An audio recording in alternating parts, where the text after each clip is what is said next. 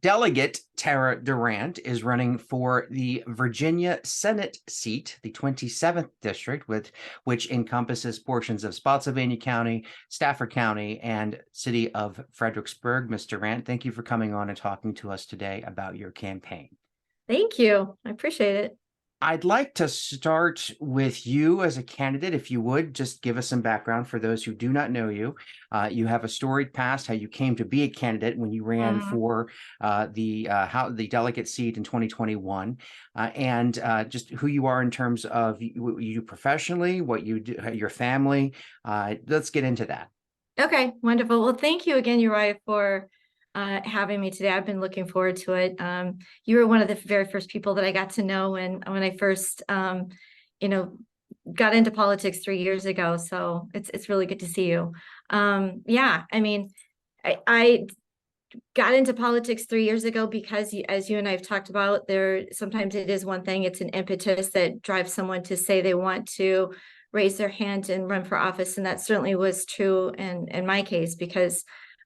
With my daughter and I driving through downtown Fredericksburg in the summer of 2020 and getting caught up in a protest and calling 911 and the dispatcher telling me that we're very sorry, ma'am, we can't respond. The city's ordered the police to stand down. And so that became what we would later learn would be called the defund the police movement. And I started to become kind of a vocal advocate against that defund the police movement, started to speak up against it. And eventually I was asked to give a speech with the Family Foundation down in Richmond. And my now friend and future colleague, Nick Freitas, as the story goes, he went to our then speaker, Kurt Cox, and said, please say somebody is recruiting Tara Durant to run for office. And, at the time, it was not on my life's plan. I was a teacher, teaching kids in the classroom, and it was actually had just been diagnosed with breast cancer right about then too. So I had a lot that I was navigating,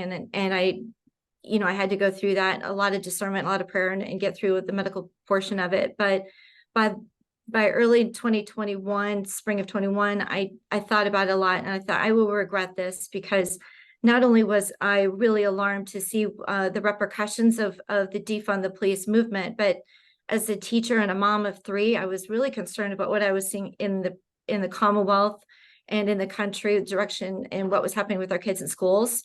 There was a lot of chatter back then, and we still continue to hear so today about what's being taught in schools. We were hearing a lot about CRT back then, and Loudoun County incident was really coming to the forefront in the news. And so, and then what was happening in our economy. There was a lot of concern about what the direction we're headed and rising costs and our ability just to be able to live and work and support our families. So I absolutely said I want to run for the House of Delegates, and I was really thrilled that I was able to help get a Republican majority in the House of Delegates. So you ran for that seat in the House of Delegates, and you beat the incumbent, Joshua Cole, who actively took part in. He came when the riots occurred in Fredericksburg during the riots of May and June of 2020. He actually went to the scene of those riots and stood there with those who were rioting as the police were trying to usher people out of that area and using tear gas to usher people out of that area. He actually went down there, and so you saw an opportunity to step up and run and represent the district in a different way. Redistricting occurred in December of 2021. Virginia State Supreme Court redrew the districts and shuffled things around. And here you are now. You're a one-term delegate. Now you're running for the Senate seat in the newly created 27th. Just some points on your background. You are a mother of three. What are your children's age ranges?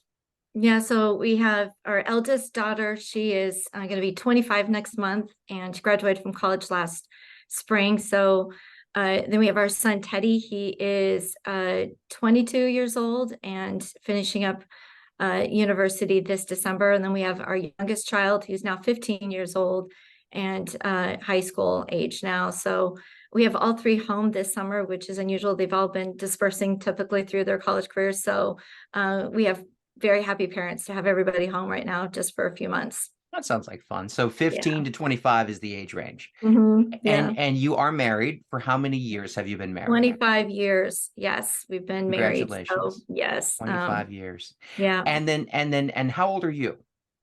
I'm 50. 50. Very 50 good. years old. And you are you still a teacher? Are you taking a break from teaching?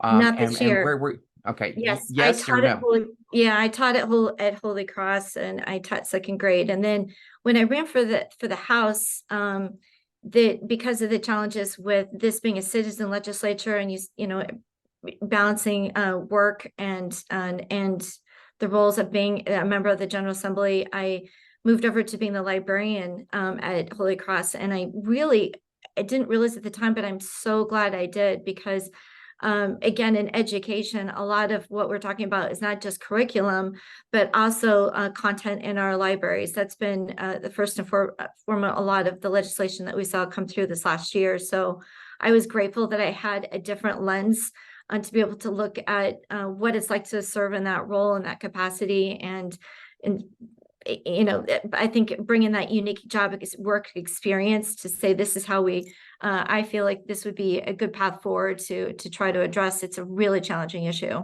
And Holy Cross is a private school located where? It's a parochial school here in Stafford County. Fantastic.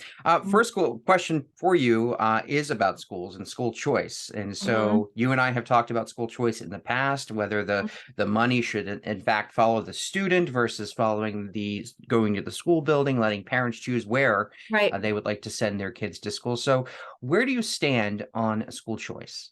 Well, I strongly support school choice, and that's why right after I was elected, I was asked to attend a conference and in Florida, which is really the tip of the spear. They've been champions. It's Jeb Bush, a nonprofit, I believe it's called Ed Choice, and they do a phenomenal publication that's annually that gives kind of a breakdown by state. There's a lot of different ways that you can tackle school choice, and it can be vouchers. There's charter schools, lab schools. There's a lot of different ways that school choice can be broken down into and offered as an option for families who are trying to find the best fit for their child. And I was really excited and thrilled to be able to start to dive in and really educate myself from a legislator standpoint on how school choice can be brought to successfully to Virginia. The then chair of the education committee, Delegate Glenn Davis, was also part of that group, and he's been the patron of the school choice bills, along with many of us. But he's been a leader in Virginia trying to get this across the finish line. But like many of the legislative challenges we have a brick wall that's controlled by the Virginia Senate that is really blocking a lot of the priorities that govern what we were elected to do 2 years ago. A priority for this administration, a priority for the Republicans that are in the General Assembly. And so that's a challenge that we still continue to face. And that's one of the key reasons why I'm running for Senate, is so that we can tear down that brick wall and be able to deliver exactly on the promises that we made when they elected us 2 years ago.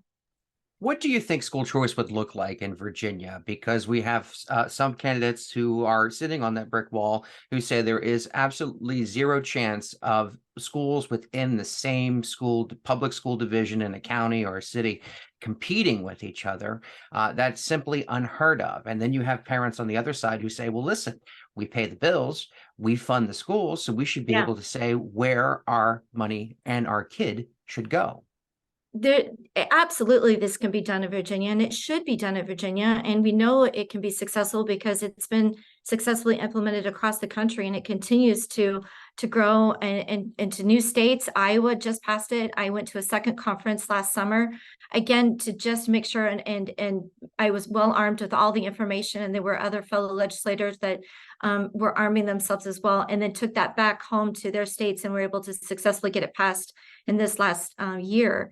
So what to me is most telling about school choice is when we had the school choice bill that was brought this year, and in the K-12 subcommittee that I sit on, the number of people that came out organically, not, I mean, just on their own volition, taking time off of work to come and really plead with the General Assembly to say, I need this. I have no other options. I have no other choices. I'm a single mother. And I'm economically, I just do not have anywhere else to turn. And my child needs this for a myriad of reasons. It could be academic, it be because they're in a bullying situation. They want to have a place where they feel their kids is safe and they're getting that kind of education that really suits their child. And I've talked to some parents in other parts of the state, more rural parts of the state, such as Southwest or South and Eastern Shore, who have put their kids into public schools, and because they sort of perform better. They may perform better than many of the other baseline students in the school. Those schools urge them to put their kids into private schools so they can, quote, get the attention that they deserve, because they are unable to provide it at these schools in smaller districts. So if school choice were to become a thing, if you were to break that wall, as you described in the Senate, tear down that brick wall. Yeah. Where and how long would it take do you think, based upon your knowledge and your input, to get that introduced? I mean, the governor has talked about lab schools, has put funding toward lab schools. He's indicated he is supportive of charter schools in Virginia. Schools. Exactly. So what's the timeline if you were to be able to tear down that wall? Well, if we are able to tear down that wall, and when we do, and we have a General Assembly that the governor can work with, then it's going to be, you'll see that coming up in the next General Assembly. I believe it continues to be a priority, and you will see it again this upcoming year. And there's a lot of different ways, again, that school choice, it can be charter schools, it can be lab schools. Those are public school options. And really that's what other states have been successfully realizing, is that this can be a benefit for all involved. When you have an opportunity to kind of pare down some of the school sizes, classroom sizes, and be able to really be better at teaching because you're not constrained with such large classroom room sizes. It's a win-win situation for everyone. And there's a lot of different funding streams that come into school choice. There's the federal component of it. There's the state and local funds, and so that's part of the conversation. And that was the bill that we had last year, is that there is a way that you can keep public schools from not being completely stripped away from the sources of funding, and still be able to support those who want to send their child for another option, whether it's a homeschool option and they want to be able to augment the curriculum, which is expensive. I homeschooled my youngest child for a couple of years, so I'm very familiar with it. Or if it's they want to get into a charter school, a lab school. This can and should be done in Virginia 100%, because Virginia we are known at being as a leader in education. And so to me, it was startling to go around and to listen to what other states how successful they have been. One state that probably really it struck me in the very beginning, right after I was elected, was Mississippi. They've been consistently, since I've been a young lady in college, performing were the bottom of the country academically in performance, and they rolled up their sleeves and they brought in some great options, and now they're really pulling themselves up into performing at the middle of the country now in terms of where their kids are testing in the nation's report card, as it's called, the NAEP scores. So if we are going to stay as leaders in education, then we've got to keep up with our competitor states, and so that we are retaining Virginians to stay here, and so that we are providing the best place for them to live and to work and to raise a family. And if we're going to court those that want to move their businesses and make investments, we've got to have good schools for them, because that's a key component for anybody that's taking a look at where they want to live. I want to switch gears now and talk about law enforcement and supporting those who choose to serve the community and protect the community. It's we've heard law enforcement agencies across the state and across the country say it's never been a more difficult time post George Floyd in 2020 to be a police officer in today's climate.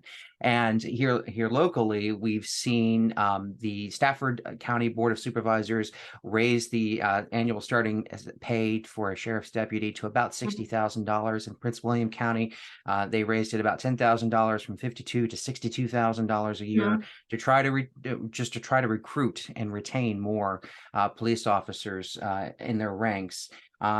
These officers, as you know, you've put in some time and done some work on mental health, are not only dealing and chasing cops and robbers, they're also spending a lot of their days with people who are suffering from mental illness, whether it be temporary or long term, and takes officers off the street and puts them, in hospital rooms or in cop cars for long periods of time. Sometimes multiple officers and multiple shifts will sit with one patient for the day. So how do we better serve our those who want to serve in police departments and work within the confines set in the past few years in the General Assembly? We've seen major changes when it comes to law enforcement since 2020 with passing laws where it's no longer legal to pull over for someone with a headlight out, right, for probable cause to see what else they may be doing. So coupled with those changes and those challenges, how do we better serve law enforcement in this state? Oh, there's a lot to unpack with that one. I mean, first with the former primary offenses now to secondary offenses, I've heard from law enforcement, this is a key priority for them. It's really handcuffing them, no pun intended, to be able to do their jobs. They need to be able to pull people, pull them over if there's unsafe equipment, if they have a broken taillight, and if their muffler is too loud, or it's just a whole myriad of things. And so it's very, very frustrating. That was a bill that I carried this year at the request of the administration. And it's a partisan issue. It's really unfortunate. And I go back to thinking about when I was a teacher in second grade. One of the first units you do in elementary is you cover community helpers.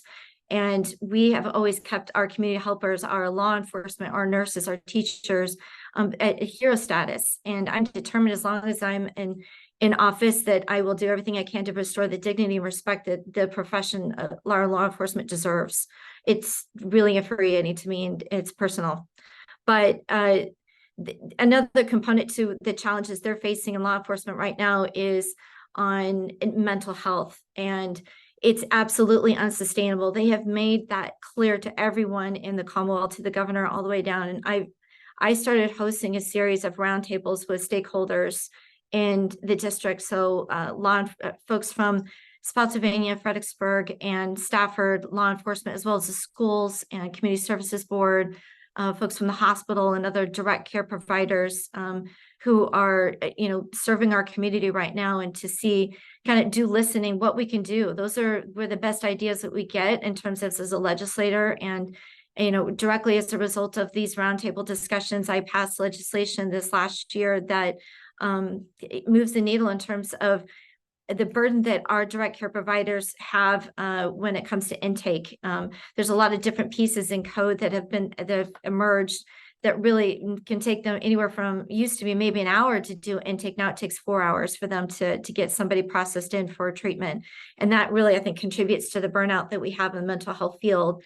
And that's pertinent to this conversation, because if we don't have a workforce pipeline to be able to send people who are in mental health crisis, then we're really spinning our wheels. We have to have people that are working in the field as direct care providers, as mental health counselors, as psychiatrists, in our hospitals, in our communities, so that when someone is in a crisis situation, law enforcement can be able to take them and then get back on the street. But unfortunately, with the code section currently as it stands in Virginia, if they are under a temporary detainment order or emergency custody order, they need to sit with that person in crisis at the hospital. And we have, unfortunately, all too common scenarios where folks are in for days, even children. And this is really putting a strain on our police departments, our sheriff departments, because they're running into serious overtime. And this is not, we need them back on the streets helping keep us safe. And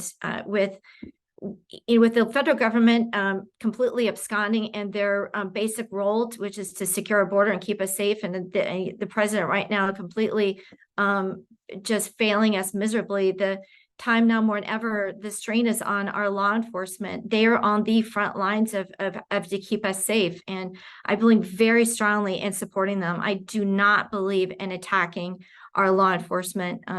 And so as a legislator, we need to do everything we can to be able to support them, to be able to do their job. If it comes to be able to those primary offenses, or ensuring that they have the resources they need in our budget so that they can continue to keep us safe. I want to ask you really quickly, because I asked your opponent, Matt Strickland, who's your primary opponent in the June 20th primary, about two hot button issues we keep hearing about in the press. One of those, CRT in schools. And another issue of what we've seen here locally, public drag show performances. And so the question I asked to your opponent: would you introduce legislation to remove CRT from schools, and also to ban public drag show performances, such as performances happening in the town square? Yeah. But again, this goes back to listening to people from the district, starting even 2 years ago. They're very concerned. I hear it all the time about what's happening and with our children, what's happening in schools right now. They want their kids to be able to get the education they need. They want them to be focused on learning the core subjects that they have, and instead of focusing on the learning loss that we saw, particularly as a result of COVID, we have instead our conversation's been diverted over to these other more really divisive concepts as they are with CRT. And we did see legislation that came through last year on that very subject. And at the end of the day, we must tear down this this Democrat brick wall that's controlled by the Senate, so that we can really focus on exactly what people care about in this district and in the Commonwealth, which is ensuring that our children are learning what they're supposed to learn in school, and really tackle learning loss instead of having these other just diversions that are you're really obstructionist to how we're supposed to be functioning as a Commonwealth. And I'm just so saddened to see how how this conversation has been, I guess, taken sideways instead of focusing on really what matters. We are supposed to be leaders in the nation when it comes to our education, and I'm determined to continue to push forward in that manner, 100%. So you have been criticized by your opponent for making the race about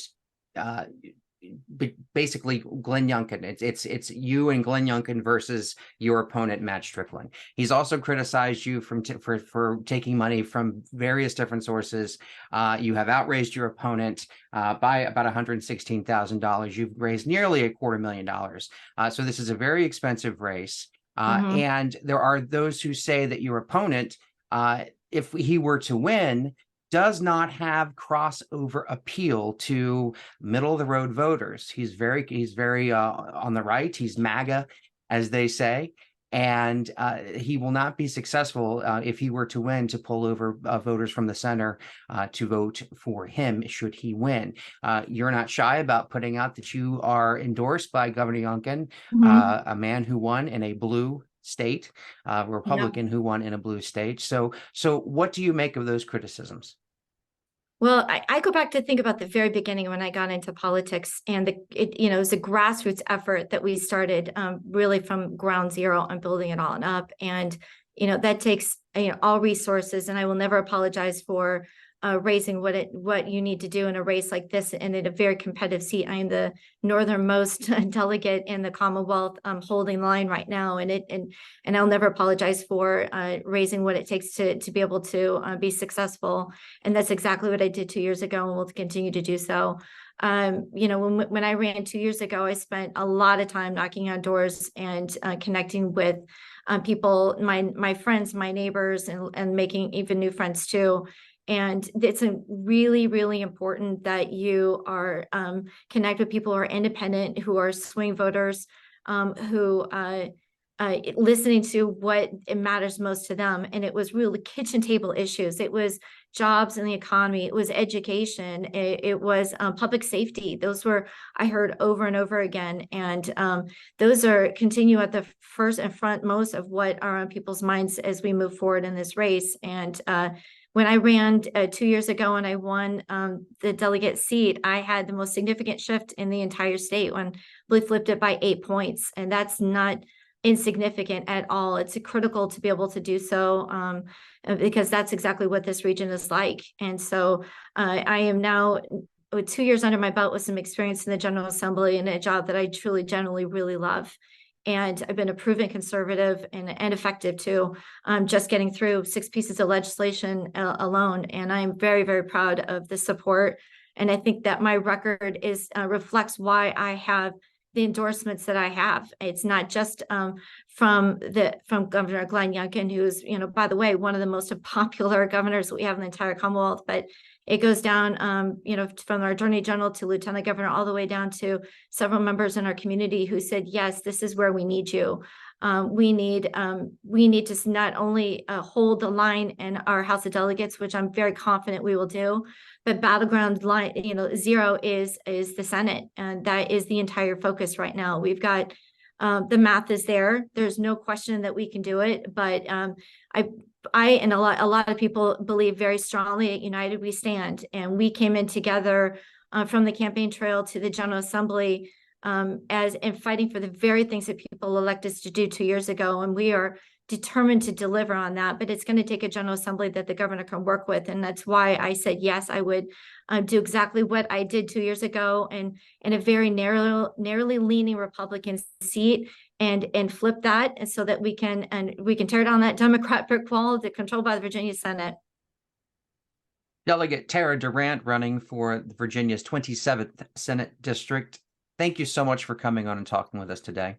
Thank you so much, Uriah.